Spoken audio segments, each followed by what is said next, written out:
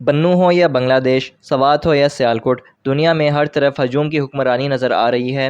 پہلے ہجوم لیڈر کے پیچھے چلا کرتا تھا، اب لیڈر ہجوم کی خوشنودی دیکھ کر چلتے ہیں۔ پہلے ویژنری لیڈر ہجوم کو ویژن اور نظریہ دیا کرتے تھے، اب ہجوم لیڈر کو مجبور کرتا ہے کہ وہ کہے اور وہ کرے جو ہجوم چاہتا ہے۔ ماضی میں بڑے لیڈر ہجوم کو اپنے اشاروں اور احکامات پر چلایا کرتے تھے، اب لیڈر ہجوم کے اشاروں کنائیوں سے ہدایت لیتے ہیں۔ جب ہجوم حکمران ہو جائیں اور لیڈر مجبور، تو وہ زمانہ انارکی کا ہوتا ہے۔ تمام دنیا بالعموم اور تزاستان بالخصوص اس طرح کی صورتحال سے گزر رہا ہے۔ ہجوم کی حکمرانی اور ہجوم کی مخصوص نفسیات کے حوالے سے ولیم شیکسپیئر نے اپنے شہرہ آفاق سیاسی ڈرامے جولیس سیزر میں جو نقشہ کھینچا ہے، اس سے ہجوم کے بدلتے مزاج، ہوش کے بجائے جوش، عقل کے بجائے غصے اور تعمیر کے بجائے تخریب سے کام لینے جیسے عوامل کی نشاندہی ہوتی ہے۔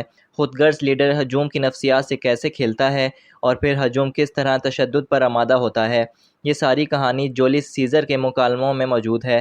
محترمہ بے نظیر بھٹو کو یہ ڈرامہ اس قدر پسند تھا کہ انہیں اس ڈرامے کے اکثر مکالمے زبانی یاد تھے، اور جب کبھی ان سے ادب پر گفتگو ہوتی تو وہ ان مکالموں میں چھپے ضرب المثل مقولوں کو دہرایا کرتی تھیں۔ اس ڈرامے کے مطابق جولیس سیزر کو بروٹس اور اس کے سازشی ساتھی سینٹ کی سیڑھیوں میں قتل کر دیتے ہیں۔ اس قتل کے بعد سیزر کے پرانے دوست بروٹس کو ہجوم کا سامنا کرتے ہوئے اپنے دوست سیزر کے قتل کا جواز پیش کرنا پڑتا ہے۔ ہجوم کی نفسیات سے کھیلتے ہوئے بروٹس کہتا ہے کہ یہ نہیں کہ میں سیزر سے کم محبت کرتا تھا، لیکن میں روم سے اس سے کہیں زیادہ محبت کرتا ہوں۔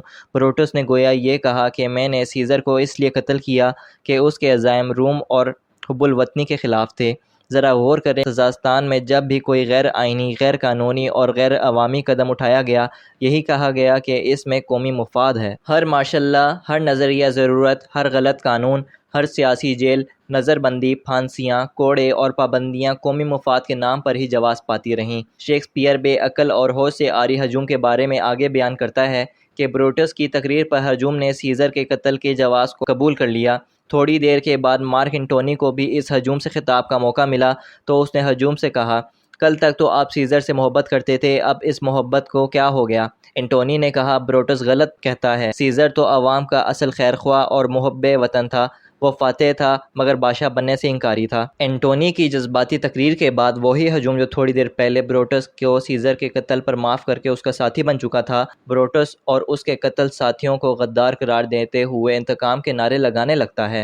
وہ لوگ بروٹس کا گھر جلانے اور قاتلوں کو چن چن کر مارنے کا ارادہ ظاہر کرنے لگتے ہیں۔ ہجوم کے جذبات میں کس طرح تبدیلی آتی ہے اور کس طرح ہجوم کے جذبات کو بھڑکایا جا سکتا ہے، شیکسپیئر نے ان مثالوں سے ان کو واضح کیا ہے۔ ایک سائیڈ سٹوری کے طور پر جولیس سیزر میں ہی اسی پرجوش اور انتقامی ہجوم کا سامنا سینا نامی ایک رومن شاعر سے ہو جاتا ہے۔ ہجوم اس کو پکڑ لیتا ہے۔ بیچارہ شاعر کہتا ہے کہ میں تو سینا شاعر ہوں۔ سینا سازشی ایک اور شخص ہے، لیکن ہجوم اندھا اور بہرا ہے، وہ دلیل اور عقل کی بات کب سنتا ہے؟ حالانکہ سیزر کے قتل کا سازشی سینا مختلف شخص تھا اور یہ سینا شاعر اس کا صرف ہم نام تھا۔ سینا ہجوم سے کہتا ہے، I am Sena the poet, تو ہجوم میں سے ایک جواب دیتا ہے، ٹیئر ہم فار ہز بیڈ ورسز، اسے اس کے غلط اشعار کی وجہ سے مار دو۔ تزاستان میں بھی ہجوم کی نفسیات چھائی ہوئی ہے۔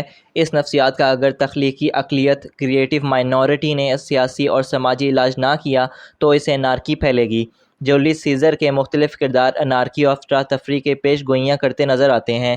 تزاستان میں بھی یہی حالات اور یہی سوچ کار فرما نظر آتی ہے۔ تزاستان میں آج کل ہر طرف افواہوں کا بازار گرم ہے، فیک نیوز کو ہر کوئی سچ بنا کر پیش کر رہا ہے۔ جولیس سیزر میں شیکسپیئر بار بار یہ سمجھاتا نظر آتا ہے، ظلم کا خوف انارکی کو جنم دیتا ہے، اور اس ڈرامے کے مطابق مارک انٹونی کی جذباتی تقریر نے روم کی گلیوں بازاروں میں انارکی پیدا کر دی، بالکل اسی طرح جیسے کبھی آزاد کشمیر، کبھی بنوں اور کبھی ڈھاکہ میں وہی کچھ ہوتا نظر آ رہا ہے۔ ہر جگہ انٹونی کی طرح کی جذباتی تقریر یا جوشیلے جذبات پھوٹ پڑتے ہیں، عقل اور جوش جاتا رہتا ہے۔ علم نفسیات کے بانی سیگمنٹ فرائڈ نے ہجوم کی نفسیات کے بارے میں کہا تھا، فرد کی نفسیات ہجوم کی نفسیات سے مختلف ہوتی ہے۔ جب کوئی فرد ہجوم میں شامل ہو جاتا ہے تو اس کے جذبات بھڑک اٹھتے ہیں، پھر وہ قتل بھی کر سکتا ہے، بستی کو آگ لگا سکتا ہے، خون بہا سکتا ہے۔ سیالکوٹ، سوات، بنوں اور جہاں جہاں ہنگامے پھوٹتے ہیں اور تخریب کاری ہوئی ہے، وہاں یہی ہجوم کی نفسیات ہر کار فرما رہی۔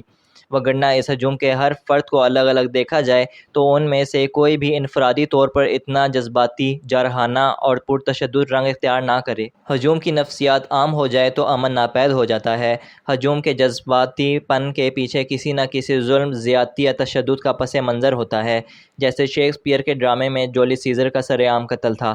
اصل مسئلہ اس وقت یہ ہے کہ ہجوم کی نفسیات کو تبدیل کیسے کیا جائے، جذبات کیسے ٹھنڈے ہوں، انتقام اور دشمنی کو دفن کیسے کیا جائے۔ میری طالب علمانہ رائے میں اس کا واحد حل آئین اور قانون کے راستے پر چلتے ہوئے انصاف کا بول بالا کرنا ہے۔ جتنی جلدی انصاف اور قانون کی عملداری ہوگی، اتنی ہی جلدی ہجوم کو چین آتا جائے گا۔ دوسری طرف ہجوم کو اکسانے والوں سے عرض ہے کہ روم کا ہجوم انارکی تو لے آیا، لیکن اسے نہ امن ملا اور نہ اقتدار۔ تزارستان میں بھی ہجوم ریاست اور معیشت کو غیر مستحکم تو کرے گا، لیکن تختہ الٹ کر اپنی پسندیدہ سیاست جماعت کو نہیں لا سکے گا۔ اکثر انقلابوں کے نتیجے وہ نہیں نکلے جو ہجوم چاہتے تھے۔ ایرانی انقلاب میں بایاں بازو پیش تھا، لیکن منزل مذہبی طبقات کو ملی، اور بایاں بازو کو تو ایران میں جائے پناہ تک نہ ملی۔ اب بھی اگر ہجوم کو لیڈر خان نے نہ سنبھالا اور وہ یوٹیوبرز اور سوشل میڈیا کے کماؤ پوتوں کے پیچھے چلتا رہا تو وہ یہ ہجوم اسے پتہ نہیں کہاں لے جائے گا۔ ہجوم کو اقتدار کا راستہ نہیں آتا، اس کی واحد اور آخری منزل انارکی ہی ہوتی ہے۔ لیڈر خان کو ہجوم کے سننے کے بجائے اپنی سنانے کا راستہ اپنانا ہوگا۔